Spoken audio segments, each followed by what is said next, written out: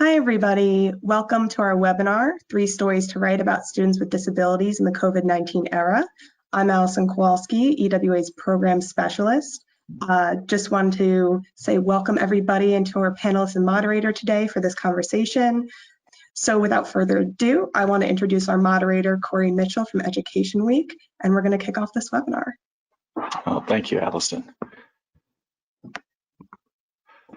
Under federal law, some 7 million students are eligible for special education services and supports to help them succeed in school.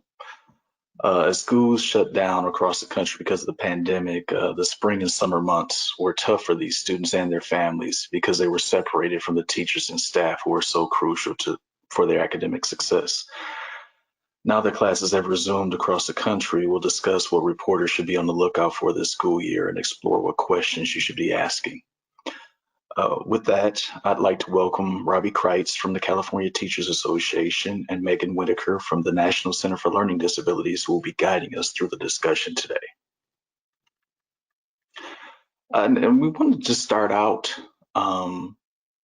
discussing the threat of learning loss for this group, but also the need to develop and maintain routines and relationships for these students.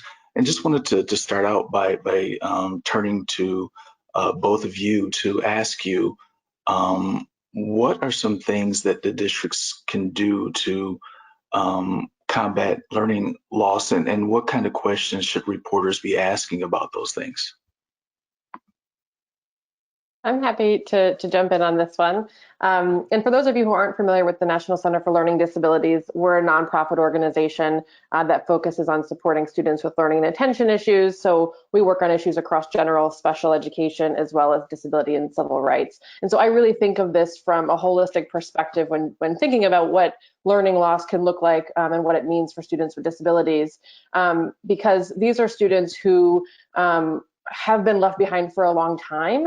These are students that have been performing behind grade level. If you look at NAEP data, the National Assessment of Educational Progress, more than 90% of students with learning disabilities are below proficient in both reading and math. And so in where virtual learning is happening, we don't always know that students are getting high quality instruction or that they're really engaged in the virtual instruction because they may need additional supports. And it's going to vary from district to district or even school to school. So I think that the remediation that we've done for a long time may not be enough anymore. And I think that this really gives us an opportunity to think about how to approach instruction in new ways and really focus on getting quality instructional strategies to the educators that are serving our students. But in addition to the academic side of things, it's really important that we recognize that students have also lost out on relationships and routines that they've relied on that really contribute to their development. So for students with disabilities, the loss of those routines and relationships can really be profound. And regardless of disability, school could have been one of the only safe and healthy places for a child. And we don't know what their home environment might be like right now. So it's really important that we not only ask districts to be focusing on academic implications and high quality instruction for students in light of how far behind many students with disabilities have been, but we also recognize the need to invest heavily in whole child approaches and the social emotional learning of students, whether they are virtual or in person right now. And I'm from the classroom teacher perspective, I think one of the big things that happened when we went into shelter in place and distance learning, and for us out here, it happened on Friday the 13th, which is ironic in all of this, that we went into lockdown. And when you think about learning loss in special education, you're looking at an array of students. So you're looking at students from preschool who might have communication issues to 22 and everything in between. And so the loss is felt on all levels. And for school districts, and the questions and the collaboration that needs to happen from the very beginning needs to assess, as Megan was talking about, the social emotional and the relationships, but you're also dealing with different agencies, and you're dealing with all the, it's not just setting up learning for reading, writing, arithmetic, you're setting up specific programs and services for their unique individual needs. And it's how do you navigate those losses? So in figuring out how to do that balance in a COVID world is definitely huge undertaking because you're balancing all the different entities that play into creating that learning environment for the kids and young adults. So I think it depends on the array of supports and services and the questions and the collaboration between all the different stakeholders that factor into making sure that learning loss is minimized at the lowest level. Well, and you just mentioned that we could be talking about students in preschool and to young adults. How important is it for reporters to sort of make that distinction when they're talking about special education students and special education students and the services they receive? Extremely important, because you have such an array of support. A preschool 3-year-old who's in a special education classroom setting for communication issues is now learning in front of a screen, maybe a half hour a day. Or a young adult with physical or health issues might be in a group home. And then you have learning handicap students. So it's important to know when asking questions which programs and services you're inquiring about, because there are so many. On my school alone, we have an array. We have over 90 students with IEP needs, and of those 90, there's 90 different ways to inquire about their needs and services. Looking at it from a state level here, we have been working all across the state to figure out how you deal with it with transition students and young adults. If they're in a community-based learning, you're now community-based learning in front of a computer screen. How do you do that? So I think it's really imperative that the specifics of what group you're asking about and inquiring about is important. And you're at the middle school level, right? I am. I'm 6th through 8th, yes. Yeah, Becky, you talked about the whole child approach. Are there any proven or successful methods that would work? I mean, because everyone is going to say that we're supporting our students in this way, but are there some things that are definitely going to work, or some things that reporters should, definitely be asking questions about that may sort of be suspect? I mean, there are certainly evidence-based practices, right? There's literature out there on the kinds of whole child supports that have been proven. I think although especially in this context, as I think our education system is really responding to conversations about racial justice, that we recognize students' identities are really wrapped up in a lot of what they're experiencing right now. So I would say that any conversation around social emotional learning and these supports be thought of not just about a student's disability identity, but also their racial and ethnic identity as well, because that's going to determine how you best support them. But I think that on this note about the variability of types of disabilities that students have and how we make decisions about what's appropriate for them or what kinds of supports they need, as Robbie was saying, no two children are going to be the same. And I think it's really important that we recognize that a lot of decisions need to be made right now with parents and educators and IEP teams coming together. I think that there's a lot of questions about, should we have students with disabilities coming back early? Should we keep them virtual? How does all of that work? And I think that there's two important questions that should always be asked when we're looking at that issue. The first one being, what's the appropriate environment for that student, right? We premise our special education system on the least restrictive environment for students, and that's going to be different for every child. And so if a student had been spending all of their time in general education for the most part, we want to make sure that they're getting the same educational experience as other general education students. If a student had been in a one-on-one classroom for all of the day before the pandemic, we want to make sure we're getting them the supports and services, whether that's in the school building or at home. And so it's really important that we encourage and explore what are the partnerships that are happening between schools and families to make these decisions. Are we relying on evidence, and are we really looking at the individual students' needs? And then the second is really questioning, is the district making a decision to apply the same standards to every child with a disability, or are they doing it based on a specific child? If we're seeing that all kids with disabilities are being sent back for in-person instruction when no one else is going, that might raise some red flags. We know that there's higher rates of COVID among specific populations, and we also have this idea of least restrictive environment that we need to hold ourselves accountable to. And so those decisions shouldn't be made just on disability status alone, but really, as Robbie's saying, looking at the individual child, the kinds of services needed, and what makes sense given this, the significance of their disability, if there's health implications, and how well services have been provided virtually versus in person. Yeah, I mean, we'll probably talk about this a bit more later, but I mean, on the surface, bringing back students with disabilities first sounds like a good idea, but when you consider at least a restrictive environment and other factors, I mean, what's the academic risk for students coming back who have spent most of their time in a general education classroom coming back into a different setting? Well, it's so funny. We were having this conversation yesterday. I think if you're spending all your time in a general education setting and you have a student with an IEP and you're coming back to a building that's empty because the only group coming back are students with IEPs, then your general education setting is at home in front of a computer because that allows you to engage. So it could, I mean, so that's, I think, kind of goes with what Megan was just talking about. It literally is individual. By saying special ed students can come back, which groups of special ed students, it's not as easy as just saying the door's open, because it really has to take a case by case basis and really look at what is meeting the needs of those kids. And it's not going to be one size fits all when you return students with special needs or IEPs. So I think that is the most important factor at the core of every decision made when returning any student with an IEP back to school. Because I have students I place in general education classes, but their gen ed programs are all online right now. So it could be that they meet on the campus for an hour a day and everything else is home, so they can continue with that program. It just is literally going to be individualized. And I would add, you asked kind of what's the risk.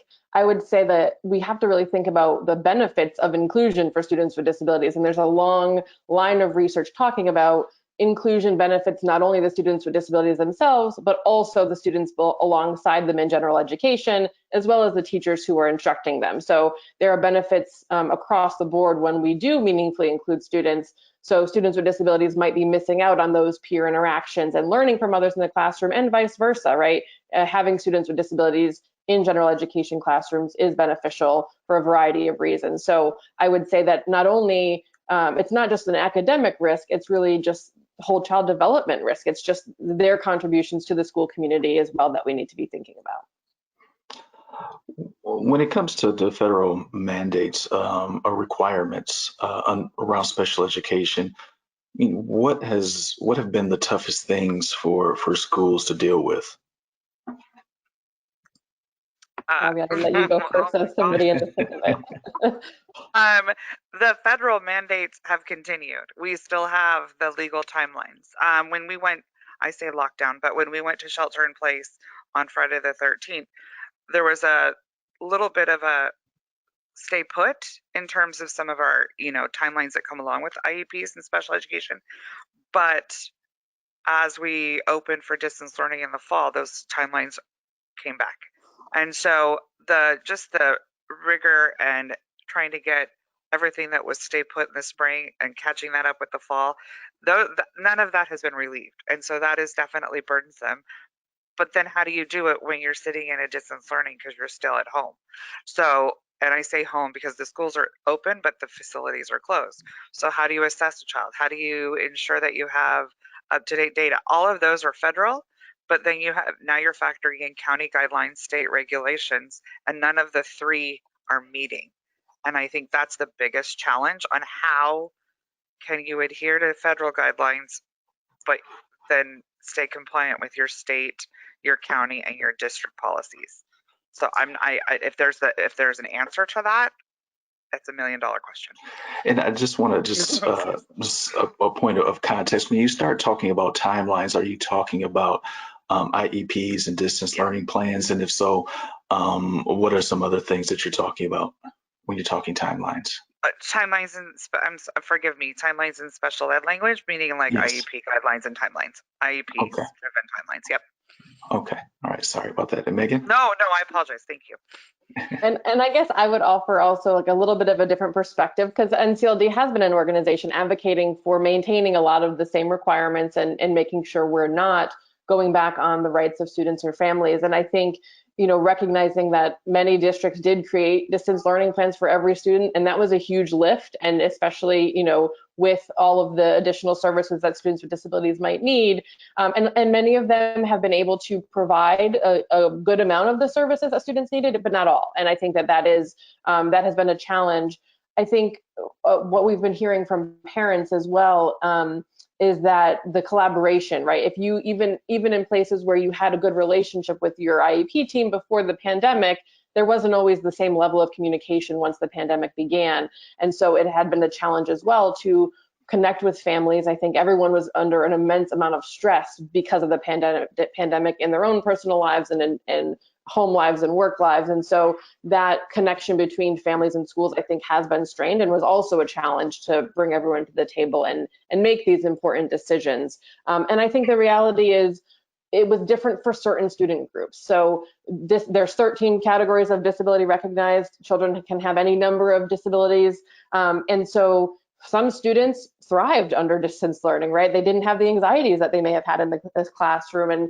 And for some of them, technology was great. And for others, that wasn't the case. And so I think it's hard to say that, overall something was a challenge for everybody. But there are, for students with more significant disabilities, some services just couldn't be provided virtually. And we really had to think differently about how schools support parents to take on that role of being a support staff at home for the child. And that's not an easy role for parents to step into.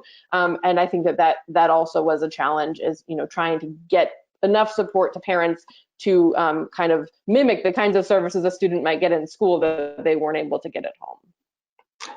What are the concerns around flexibility for these timelines from your vantage point, but also for families? When people talk, we need flexibility, I mean, because it is a very stressful time. What could happen if there's maybe too much flexibility? Go ahead, Megan, please. I was just going to say, I think that the concern from advocates at the federal level, when we were talking about waivers and flexibility of federal law, is that the proposals we had been seeing really did not have tight parameters. So it wasn't as if we were asking for one little thing for a short amount of time, just on evaluations and just for this short window to get us through the summer. The proposals we were seeing were much more broad and opened up a whole lot more flexibility than we thought would have been warranted. And I think that was a big concern for civil rights advocates, saying, now is the time students with disabilities need supports more than ever, given that they are not going to be in schools. It's not the time for us to go back on our obligations under the law. And I think that some states and districts put out policies that did offer a bit of guidelines and clarity for schools to follow, and that was incredibly helpful. But I think advocates were concerned that beginning to roll back these protections would lead to kind of a snowball that would have been scary for, I think, this generation of students in the classroom, at least for this year, if not beyond. Well, and I think one of the biggest concerns, I would agree with Megan, that there is that it's not the timelines, it's more of making sure you do what's best for the students and not in a rush manner and getting caught up with what was happening this spring. You can't flip on a dime and close your doors and open up on Monday in a computer world and expect it all to be up and running. So there had to have that flexibility in order to ensure that there were systems in place that you can assess a child. Locally here in my district, we've been working on systems all summer to get assessments up and running, with the caveat that some parents, even just to assess a student to see how their student is progressing, you have to be able to have consent for them to come into that environment with all the new nuances for health and wellness. So it's just trying to figure out and get all those systems in place at various districts, and not all districts have the ability to get that up and running in the timely manner. So I think that's the timeline flexibility that people are really seeking in order to ensure that they can stay compliant and support the kids in the best ability. Yeah, and just want to sort of transition now. Thank you for that. When schools shut down, there were some students who had access to the supports and services that they were getting in the classroom, obviously, and most of them in a distance learning format. I mean, do either of you have any idea about what types of students with disabilities were getting the support they needed, and perhaps which students weren't? I mean, I think that this is really gets to an issue of equity. I think the same students that have not been well served by schools are continued in that same trajectory. I think students who come from more affluent families who had the tutoring and had the supports, had early identification of their issues, were likely to be okay because parents were able to supplement if the school wasn't able to provide services. And I think students that didn't always have all of those supports were likely to fall behind. We know that the pandemic disproportionately, I think health-wise, affected certain communities, Black and Latinx communities, low-income communities, and I think that the educational impact is going to be the same. I think that the kids who have been far behind are going to continue to be far behind. I've recently heard the saying that like the cracks will become craters. So where we weren't doing a great job, those things are going to be amplified. And I think that that's the concern. Students who are doubly marginalized, meaning they are a student with a disability and also part of another community that has been systemically marginalized, I think are the ones we're most concerned about. Not just academically, but as I was saying, social emotionally. If those students have experienced loss and death in their family, or their family wasn't, didn't have food insecurity or housing insecurity, they might now have those things. And so we've really got to be thinking about all of the needs of a student and how this is impacting them. And so those are the students that I would be most worried about as we're returning to school and thinking about how to get them caught up if that's possible. Well, and I'm very fortunate in a district that has, as we were talking before, our district has doubled in size in 10 years. So we have a lot of technology resources. But even then we have technology resources when students are in a building. When you close your doors and you have to open, you've got to have an array of resources to get them out to the hands of kids.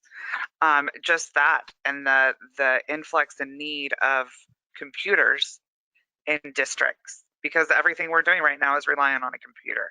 It's IEP or non-IEP. Students had to be able to turn on a screen. If they didn't have that at home, you had to get that. So you're looking at districts that might not have that financial stability to just get the basic technology in the hands to start these new programs, to build these new systems. So I would agree with everything Megan said, and then add on to it, every district, I mean, I'm in a big state, California is not small. We have to order computers for every district in the state of California on a dime, and then expect them to be available. And then what do you do in the interim? And so then you're doing paper pencil, and then you're dealing with the can you drive and can you do it, and we're on lockdown. All of those things, and those are definitely going to be contributors to a gap. There's going to be a total learning gap. There's been advocates and lobbying huge hard on the homework gap at the federal and state level, I think across the country, honestly, because it's definitely something that's been weighing on the minds of every educator at every level. Yeah. What should reporters be asking about all the sort of difficulties and potential hurdles that you both have mentioned to try to ensure that administrators are doing their best to meet the needs of these students and their families?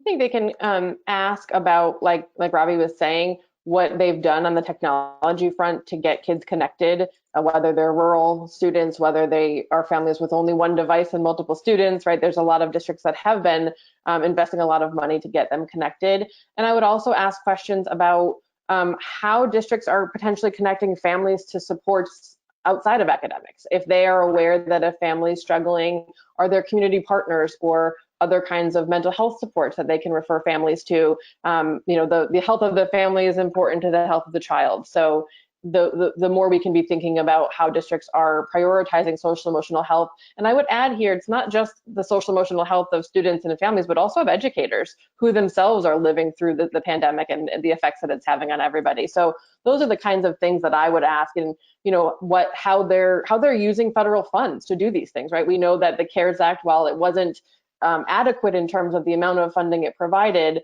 it is really flexible in how those funds can be used, and it can be used to do all of these things that we're talking about here. And I have seen very few district plans that actually mention how those CARES funds will be used, how they'll be, how they'll accomplish these purposes. So I would start there, in questioning the approach that districts are taking.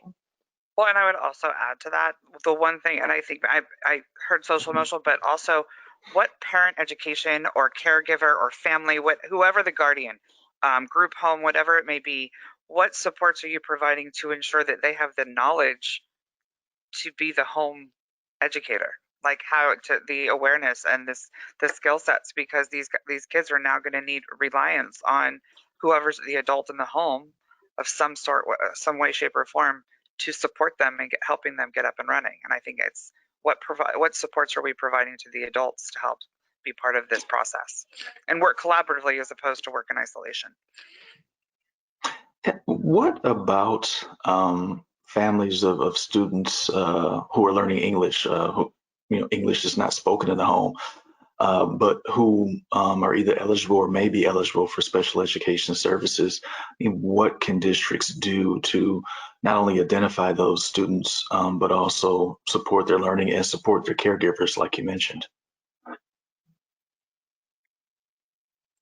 I think we've reincorporated systems in our district to reach out to the families, and we have interpreters.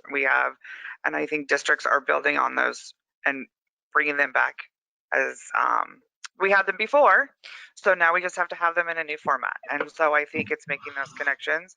And I sound like I'm a little bit of a Hallmark movie, but the intent is we really have to make sure we're not losing any children in this process. Their districts are tracking attendance, they're tracking engagement, so that when you see a gap, we need to reach out to those students. And I think you just mentioned one group that we really need to make sure those parents have the resources, which is why we need to hold districts accountable for those parent education opportunities, and all hours of the day and all different times, because as Megan mentioned, the home life, the work life, everything is so different now. And so we want to make sure those parents feel a connection to the school in that community school format, and just the community needs to be digitized, and how we do that with kids right now and families. So and some of what I've heard from civil rights organizations serving English learner communities is that it's also important to, of course, be culturally responsive in our approaches to how we engage with families. But a lot of communities have multi-generational households, and so it's important to understand in making a decision should the student come back to school or not. There may be health concerns about elders in the family, and just a different dynamic that we need to be aware of for English learners or other communities that just may have different practices or different habits than us. And so I think taking that culturally relevant or responsive lens is really important, and making sure that you are relying on community resources, community organizations who might be serving these families more closely than the school district is. You mentioned like access and then safety and considerations. One group of students among this population are the medically fragile students. Are there any recommendations on how districts are handling their needs right now? Because they could be at higher risk for COVID transmission. The medically fragile, I know there are, I can only speak to my local district and then just in collaboration with my fellow colleagues around the county, that there's definitely the health check. I don't want to say health checks, but like our medically fragile students are working with their case managers, keeping in contact. There's, the IEP compliance. So I think there's definitely that communication to ensure that those medically fragile students are getting what they need.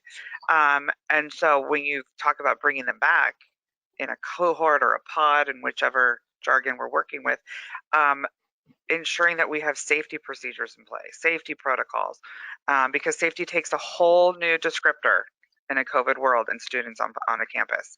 So when you look at medically fragile, it's making sure those particular needs for that subgroup are addressed before any return to any campus setting. I know that that's definitely in the conversation as districts get those windows to open up or potentially open up, or in the code red or whatever it may be. Yeah. And I think it's also an interesting point to think about is there may be students who, whether they have a label as being a student with a disability or not, who have chronic health conditions that haven't impacted their learning before, but now are going to play a much bigger role because they will be put at risk of contracting this virus or have more serious repercussions if they do. And so you may see new families who start to say, I can't send my kid to school because they actually have this condition. And I think it's going to make us think differently about how we work with parents to make those decisions, what kind of protections we have in place, and how we gather data on students in this new environment. And what would some of those conditions be? So, I mean, I think that I'm certainly not a health professional, but I think, chronic health conditions, if you have diabetes and you didn't have an IEP before, but now being in school could put you at higher risk. It's not something that necessarily would have gotten you special education before, but our schools have to think differently about how we make decisions about where that student should be educated and how. I was going to say, I think that's going to be one of the largest groups that we see are students who had non-IEP driven health issues, and that we work to ensure, sorry, my computer went a little crazy there, that we work to ensure that that group and that the medical needs of that, definitely that population is going to be growing, and it's going to be something that when we factor the return, I could see as asthma being a factor, asthmatic students with different breathing treatments, and not a medical professional myself, but those were the three, I think, in school. And then other things that students have been able to maintain at home pre-COVID are now going to be things that are going to be factored in to a return at school or a blended program. Yeah. How do we get these students back to school? I know that many students have transportation written into their IEPs. I mean, there's many issues there. It's, the need for physical distancing on buses, wearing masks could be a difficulty for some students. I mean, how do we get these students that need transportation back to campuses safely when they do reopen or when there's some hybrid learning model? I mean, at least in the discussions that I've had, the safety concerns are huge and need to be one of the first things that districts are addressed and feel prepared to handle before students do return. And I think that the reality is they need a lot more money and funding to make it possible, right? If we need to have 3 times the number of buses so we can space students out appropriately, there needs to be funding for that. If we need to have protective equipment for every student and every teacher, enough space in the school buildings to keep kids separate, right? Our class size is going to have to change.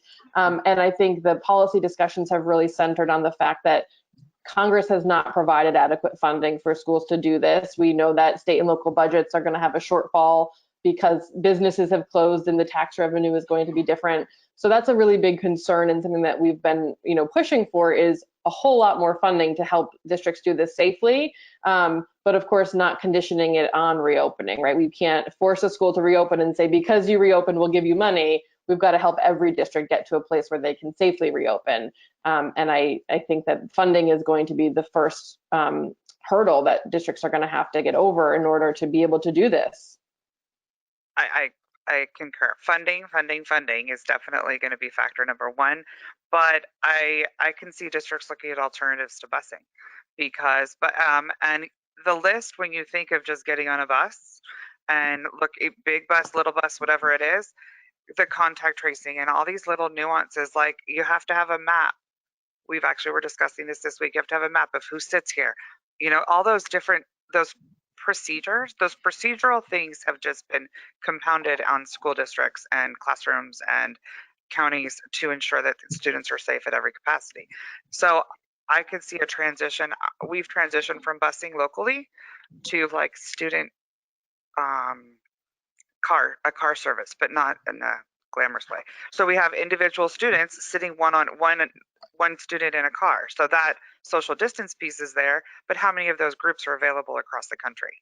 So, and what funding source do you have to make that happen? So I think that's definitely going to be the key, is ensuring that we have adequate funding and adequate safety protocols in place for kids as we look at the transportation. And then once they're at the building, you got to figure it out.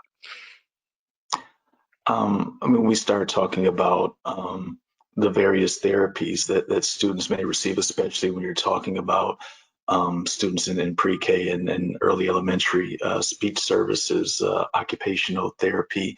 Like, how can you do these things when close contact is discouraged or mask wearing is discouraged, and you're a speech therapist and you're trying to work with a student? And I mean, there's been the push for, see-through mask, but I mean, yeah, those things are expensive. How do you do all of these things, considering, the limitations that are based on contact and then the need for social distancing? Go ahead, Megan. Yeah, I mean, I think wow. the examples I've heard, I think maybe things others have heard as well, where it can be done virtually. I think a lot of school psychologists and other professionals are willing to do that. I know that some parents are willing to take their child into, a one-on-one session where they kind of sit far enough apart and with a mask or without a mask. I don't know the details. But I think that professionals have been finding innovative ways to do that. But it really has to come down to what is that professional and what is the family comfortable with. I think that there's some question about validity of assessments, right? If you're trying to do them virtually, or if you're asking a parent to hand the child something to manipulate, is the parent influencing what's happening between the professional and the child? So there's a lot to manage there. And I think that we've recommended that professionals look to their associations for guidance on that. I think many of them have really tried to put out the best practices given all of these considerations. And I honestly think that we are at a place right now where we need to do the best we can. It may not be perfect. It may not be what things were before the pandemic, but I think doing the best we can, right, documenting it and understanding that if we're trying to interpret results or trying to make decisions based on interactions with children, it's all got to be understood in the context of the limitations that we're facing right now. Yeah, I've seen some of the virtual speech therapy with little kids, and it's been magical. But it's been it's a teacher created face mask with the clear sheet that we've all seen in different media outlets, and then a shield. And they look almost like hazmat suits because they've got like the ET setup, with the gloves, and that's scary for a child too. But it's been one-on-one, and the child's been able to come in for the small group or one-on-one speech, but it was definitely with parent consent. There's so much more steps in order to get those processes up and running. And the guidelines from the different organizations, safety is at the first, and then ensuring that all of those safety protocols are in place to make sure both the professional and the students are all safe to ensure that the services can be provided. But then it kind of goes back to what we were talking about before. You have to have funding for all of this. You have to have funding. I mean, you can research best practices, you can research till the cows come home, but you have to have the funding to support all of these things that people are recommending. And I think they're getting very creative, but we need to make sure that there's financial support to allow this so that the kids don't keep getting lost. Yeah. What is the likelihood that students, especially younger students with learning disabilities, those learning disabilities will go undiagnosed, especially for students who are in a distance learning format still? This has been a really important topic to us. I think one of the really exciting and promising things that I've seen from parents I've talked to is that parents are now, some of them, if they're able to be, are at home with their children and they're seeing how they learn, and they're really getting to see a different side of their child and understand them in a different way. And I've seen kind of greater partnership between parents and schools, because parents can say, this is what I'm seeing at home. Is this normal? Is this what you would expect to see? Or can go with new ideas about maybe what's working better at home than what was happening in school. So I think that's an exciting thing, because it means that we'll have better communication, we'll have more meaningful involvement of parents, and potentially the ability to spot things early and address them early if we have more people interacting with this child in this way. I do have concerns about evaluations, of course. I think a lot of professionals are concerned about not being able to administer the same kinds of assessments to actually evaluate a child and determine if they're eligible for special ed. So I think you'll see a lot of organizations, including NCLD, working on guidance and best practices of how to use the data you have, or how to gather good and meaningful data even in a virtual environment, so that you can still make an informed decision, even if you can't do the traditional types of assessments you might have done in person, or you can consider them, like I was saying earlier, in light of their limitations and not rest solely on those assessments, but really look holistically. So I think that there are some challenges there, but I think there's also some great opportunities to involve parents differently and potentially spot signs early. And NCLD has a checklist that we just published as well to help guide parents through some of what they might be seeing to know if they should ask questions. So it is a concern, but I think it's hopefully something that could be promising and could get parents more information sooner. We just started a week ago our assessment protocol. So it's like literally hot off the press. And it took us 6 weeks to get the safety parameters in place. And then now we're starting to talk to parents and give them the consent to come in and assess. And it's very clean, and but it allows us to kind of get some current data. And then we're working to establish, as Megan was talking about, alternative ways to collect and gather, because in a pre-COVID way, you would go into a classroom, you'd observe, you'd check things out. Now observations are going into a Zoom. And so, what are we observing in a Zoom? And so I think it's just looking at alternative ways and strategies to help teachers understand that there's other ways to do it, but also parents giving them the option to come in and assess. And it allows us to kind of, I don't want to say play, but the kids to kind of see school and kind of know that it's still school, which is also important for the kids to continue to grow. Yeah, and I think that what some reporters may be looking for is evidence of what's working right now. Do you have any advice for people who are looking for best practice or, innovation, that may be worth writing about, broadcasting, just what's working right now? Because a lot of the focus in education right now is on what's not working, but I mean, we have to expend some energy on what's going right. So, well, I think there's a lot of energy from the educator perspective. There's a lot of obviously energy and focus on large urban districts. And I think we need to look beyond the big cities, because while big cities have amazing things happening, I think looking at suburban, looking at rural, because people have had to get out of the box and think out of the box. So it's really accessing, it's the magic of, the web, but being able to access what are teachers doing? When you have to reinvent how you do your job on a blink of an eye, the magic of the internet has really come alive for education. And teachers are training teachers through social media, and it has been extremely beneficial across the country. So I think looking at those different tools that are out there and going and finding out, what did you do to make this accessible to your kids? What have you done? There's so many different things happening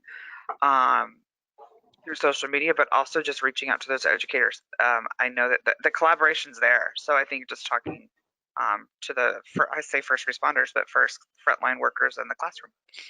I know it's parallel. And if you're not already familiar with the Educating All Learners Alliance, that is a group of organizations with a variety of interests, really, who came together to say, how do we get best practices out there to support students with disabilities? So that has some practical resources for educators and examples from educators about what they're doing right now across all areas of learning, including specifically supporting students with disabilities. So I would also recommend checking out Educating All Learners Alliance. Okay. I think we're going to turn back to Allison now with questions from the audience. Yes, and just as a reminder to everyone, we have a couple already in queue, but don't forget to use that questions box if you want to try to get your question in here now. The first question we have is from Taylor Swack. She asks, for cities that are starting to bring students receiving special education services back to school buildings in the coming weeks, what have you been hearing about plans for safe transportation to and from school for families who have previously relied on the bus, etc.?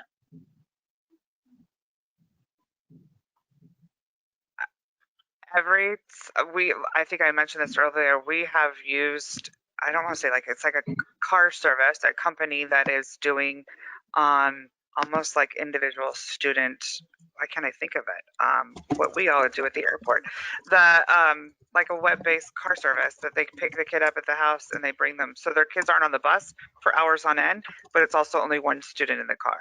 And I think there's a lot of those popping up, and they're very definitely grassroots to support minimizing the small groups for kids on the bus. One option. And I know that a topic, sorry, did anyone else want to chime in on that one? Okay.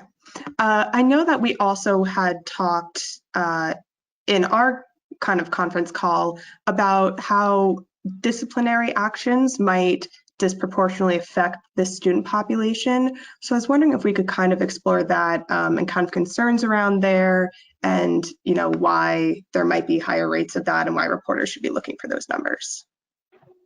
Yeah, I think, we probably know that discipline has disproportionately affected students with disabilities and students of color with disabilities for a long time.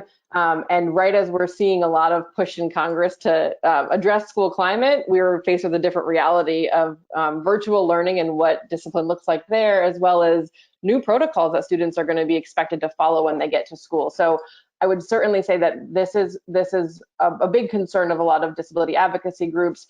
If you think about a student with a disability, especially any young student, regardless of if they have a disability, any young student who struggles with impulse control, any student who has anxiety or other issues, you're requiring them to stand 6 feet apart, to wear a mask, to do all of these things. And as Robbie was saying, contact tracing is so important. We have to be really systematic about how we structure the school day and what we allow students to do or not do.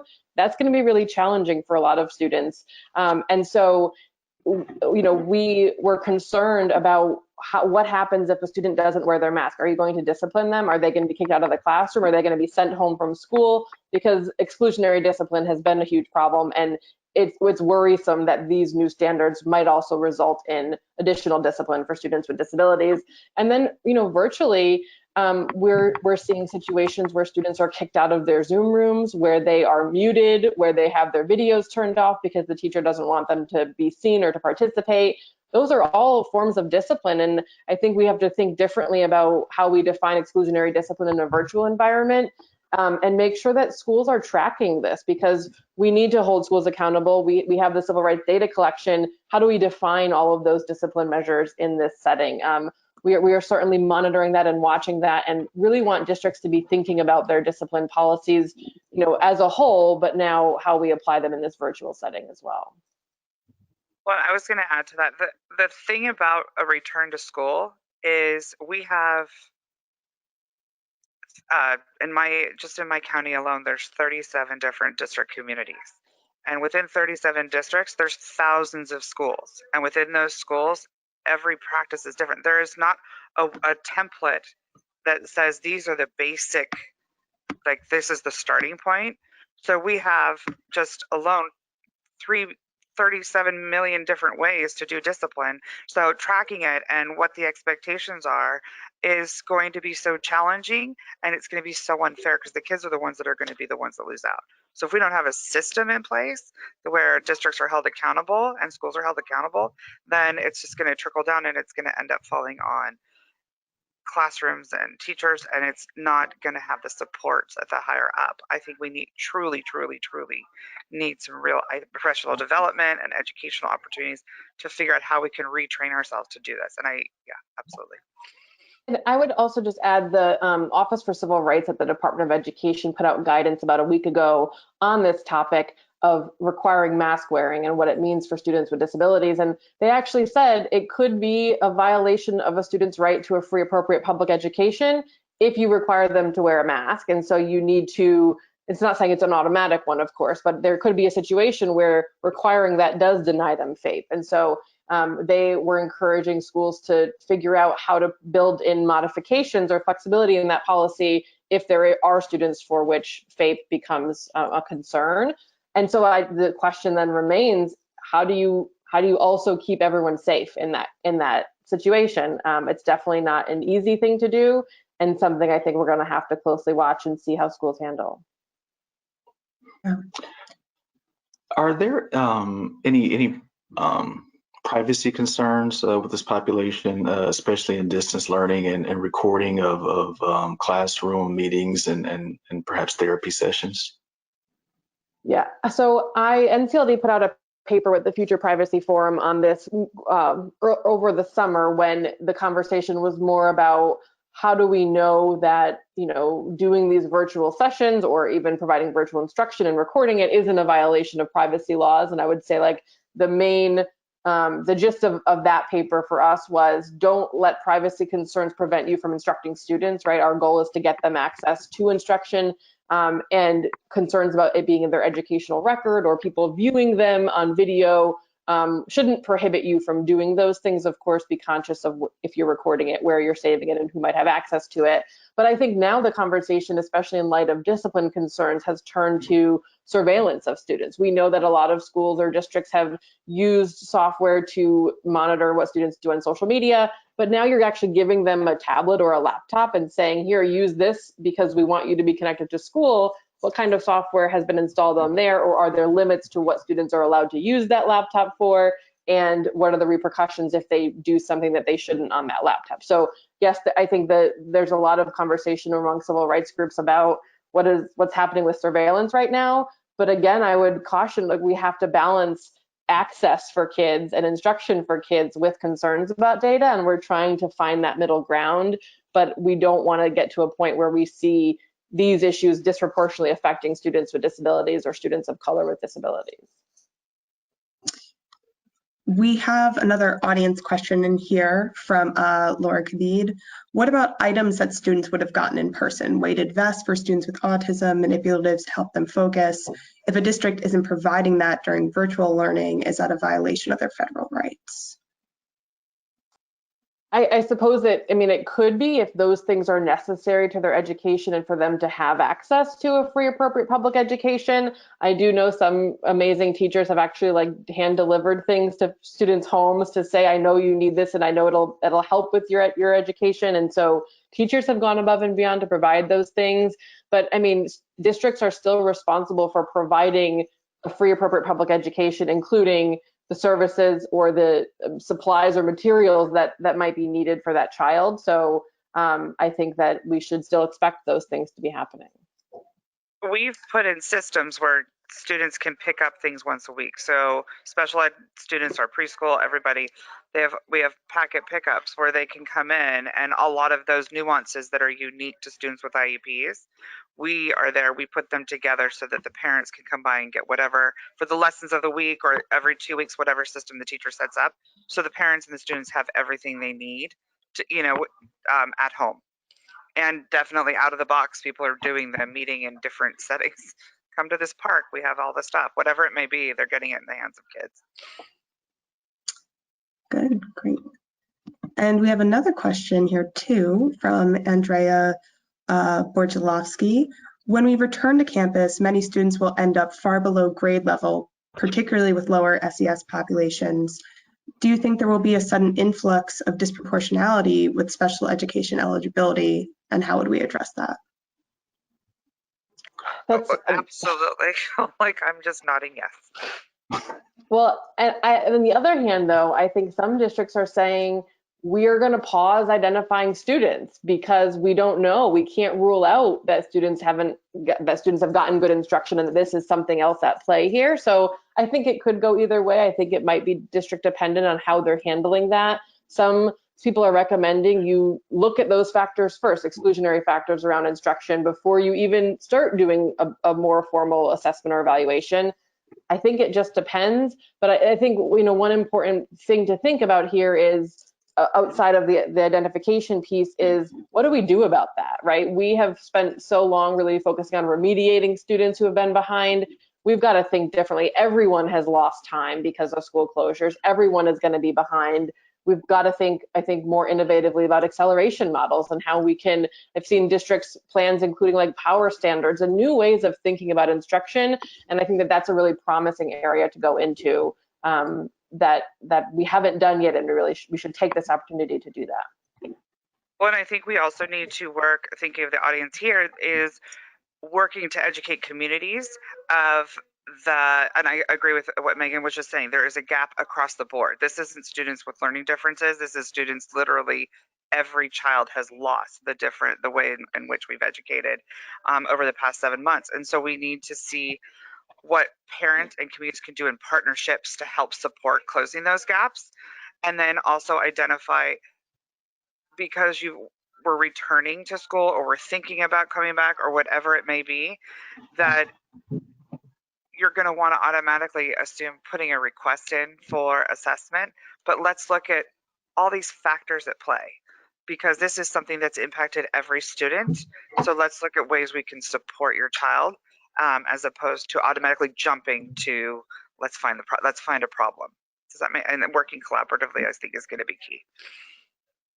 Definitely. Well, we have time. Corey, were there any other questions you wanted to get to? I think we have time for probably one more.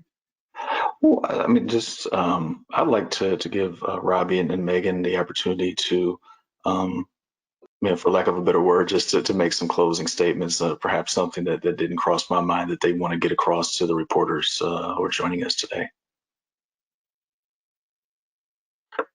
I mean, I would just, I guess, reiterate the importance of focusing on, I think, the positive. Of course, we want to be vigilant. We want to make sure students with disabilities are not being left behind and that their rights are being upheld. And at the same time, I think it's really important that we do focus on what's working well and how do we get that into more places. We are all, I think, struggling through this in different ways and for different reasons. And so it is important that we lift up great examples and we, of course, question the things that give us pause or don't seem like it's happening the way it should, but really focus on innovation and using this as a chance to not let those cracks grow into craters, but to really build on it to a better place for all students. And being here, bringing that teacher perspective, I think it's important that this new way of the way we do business now, that we come together and not work in silos. I think it doesn't have to be the administration, the state, the federal. It needs to be more collaboration, more communication, more opportunities to bring all the groups together, because it's going to take everything and all of the out of the box thinking to figure out how we're going to be moving forward with the ultimate goal of supporting all of our kids. And I think that is the most important piece, because every idea is going to have some credence as we bring students back to our schools. And the magic that can happen through that, I think, is going to be key success. We need more good examples, and we need to be sharing across teams and districts and states for sure. Great. Well, with that, I want to thank Corey, Megan, and Robbie for taking the time out of their days to come on this webinar and give us this great insight, even on a Friday before a holiday weekend. We really appreciate it, and I know our audience appreciates it. Everyone trying to cover this topic, with nuance and clarity. Just a reminder to everybody in the audience, if you don't mind filling out that survey, please, please, please. And I hope everyone has a great weekend.